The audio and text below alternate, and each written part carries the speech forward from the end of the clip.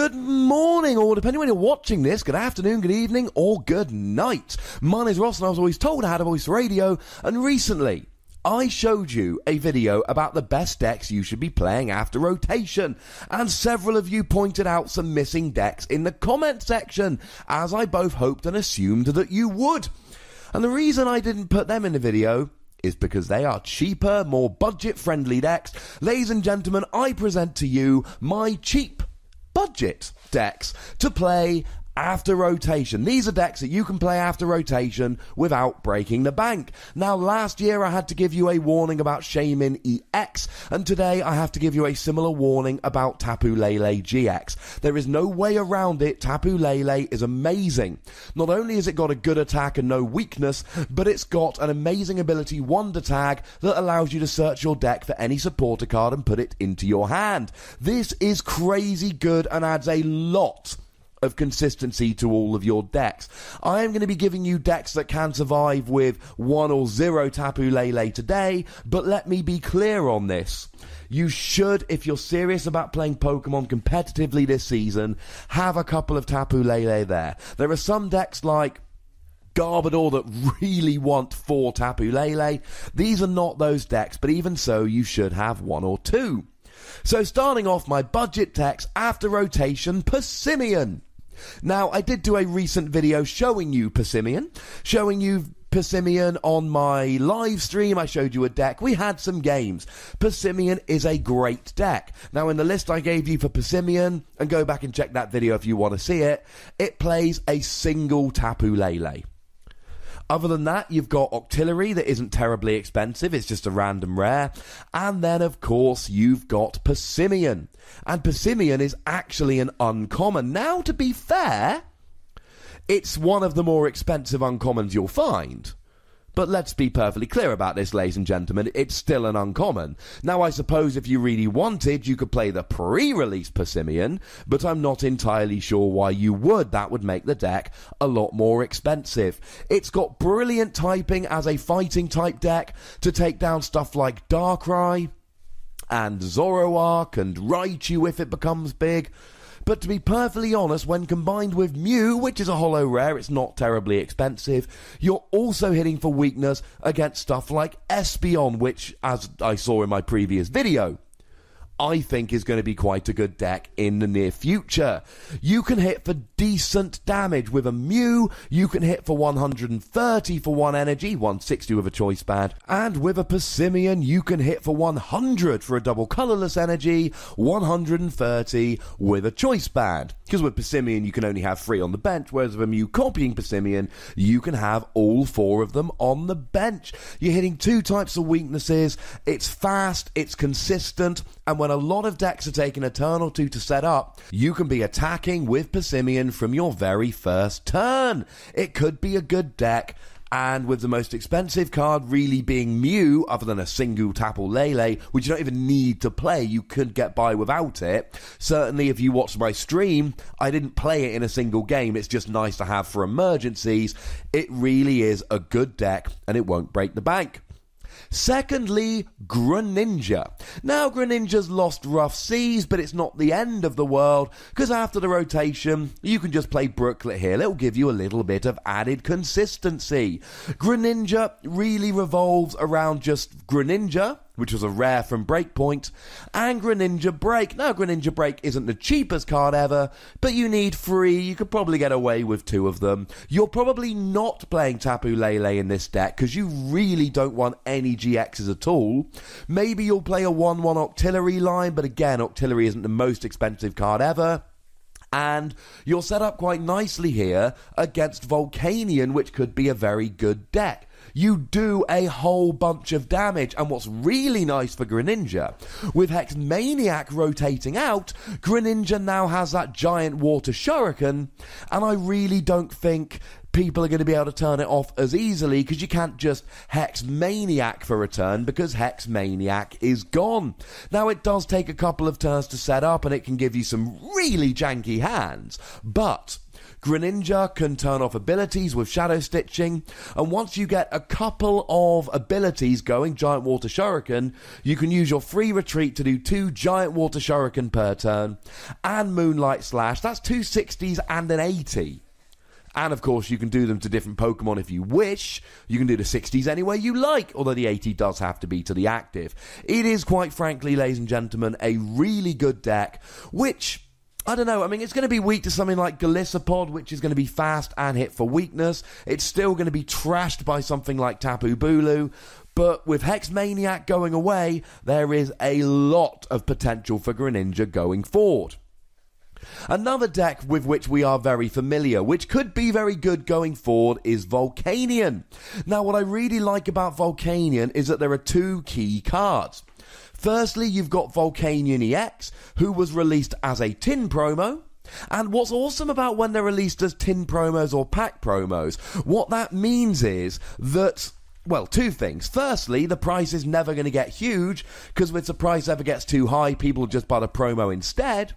But secondly, it means that if you want to play this deck, what you can actually do is buy a Volcanion tin, and then you're getting the Volcanion EX, and you're getting some packs as well as guaranteeing getting the card that you really, really want. So, one thing which I think is always good for budget decks, if you can build it around these promo cards, you can either buy the cheap promos, or you can buy the packs that come with the promo you want, and some packs of cards as well, because we all like opening packs of cards. The other key card here is the non-EX or Baby Volcanion, hey Nick, which came in a theme deck. And if you buy this theme deck, you get 2 of these non-EX Volcanions, which is pretty nice. So, you know, they're the 2 main cards. Now, Turtonator GX is a card you can chuck in nowadays. I don't think you have to, although it is a good card. And being a GX which wasn't released as a promo, this will put the price of the deck up. But you don't have to play it with Turtonator. You can get by with these 2. Starmie is a card that we often see here, but again, we're talking a rare from Evolutions. That's not a problem. It's not going to be all that expensive. And then we've got things like, for instance, Tapu Lele. But you don't need Tapu Lele in this deck. Now, you'll probably want to play 1 or 2 of them for consistency's sake. Certainly a turn 1 Tapu Lele for Bridget to get some of your basics out is always going to be a good thing. But you don't need the Tapu Lele. If you play something like Garbodor Espeon and you don't play multiple Tapu Lele, you are going to be behind. But with Volcanion here, it can be built without it. Although, to be clear, Passimian, 1 Tapu Lele maximum. Greninja, probably no Tapu Lele. Volcanion, honestly, I think you probably need 1 or 2. Once again, you could play Brooklet Hill in Volcanion to search out your Volcanion EXs, and this is another deck where Octillery, and again, Brooklet Hill helps you to search out the Remoraid, is going to be a huge advantage. You've got weakness typing here against both Golisopod and Metagross that I mentioned in my previous video, and with Steam Up you can be hitting insane damage and just getting a great one-hit KO on everything. And again, the rotation of Hex Maniac means that Steam Up is more difficult to turn off, unless your opponent's playing something like Garbodor, for instance, or if they're playing Alolan Muck. So you know what? This could actually be a really good deck post-rotation, and the only 2 cards you desperately need are both promo cards, which you can get much more easily. The next deck, which I think could be genuinely competitive next season and would not break the bank, is VIKAVOLT Tapu Bulu. Now, if you're seeing a theme here, it's that all these cards are cheap, and often cheaper cards are promotional cards, and that's what VIKAVOLT Tapu Bulu has. VIKAVOLT from Sun and Moon is a promotional card, which came out in a free pack blister, but it's also a rare card, just a holo card from Sun and Moon, so it should never be hideously expensive. It's got a really nice ability, Strong Charge, that allows you to attach a lightning and a grass from your deck to one of your Pokémon.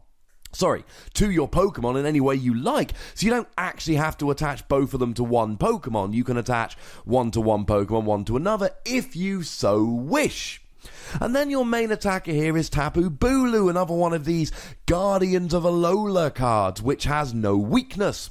For 3 energy, 2 grass and 1 other, which could be a grass or a lightning in this deck, you do 120, but if you discard all the energy, you get to do 180, which is massive. 1-hit KO is a lot of stuff. You had a choice band and all those stage 1 GXs, yeah, they're going down in 1 hit. Then you get the added advantage here that although you have to discard all the energy, well, 1 strong charge and 1 attachment from your hand, and it's back. Lovely. Not to mention, of course, the GX attack that does 150, 180 with a choice band, enough to KO most of your basic GXs. And you get to heal completely. Being a grass Pokemon means it will run through stuff like Greninja. But also here, it's just a powerful deck. Now, it is very susceptible to Zoroark Break, who for 1 energy can get a 1-hit KO while discarding all the energy on it, which would be 1 energy. Okay, that's a bit of a problem. But other than that, it's just powerful. The other main card you really want here is the promotional Tapu Koko. But of course, the promotional Tapu Koko is called that because it's been a promo. Twice. So again, shouldn't be terribly difficult. And honestly, when I build decks like VIKAVOLT TAPU BULU, I tend personally to go out and buy these packs. Go and buy a couple of TAPU BULU tins. So you get some packs, and you get the promo cards as well. And this is really a deck where all the key cards can be picked up nice and easily from these promo packs. The one thing I do have to caution you on here is the fact that you do need a couple of Tapu Lele in this deck, and there really isn't much way around it. Firstly, you need that turn 1 Bridget to get your grubbing out, and secondly, it really is a great alternate attacker, especially if you can get a couple of strong charges going. But even so, it is not going to be approaching the price of something like Gardevoir GX, where you need a couple of Tapu Koko and 3 or 4 expensive Gardevoir GXs. So I feel comfortable putting it in my budget deck. Now, they really are the 4 main ones as far as I'm concerned: Passimian, Greninja, Volcanion, and VIKAVOLT BULU. Although, of course, other ideas are very much welcomed and encouraged in the comment section. But there's one other I'm going to throw out to you: CRABOMINABLE. Now again, this might be way too similar to Passimian here, I get it, but 1 strong energy, 100 damage on a stage 1, which is not going to be an expensive card because it's just a card coming out in Burning Shadows.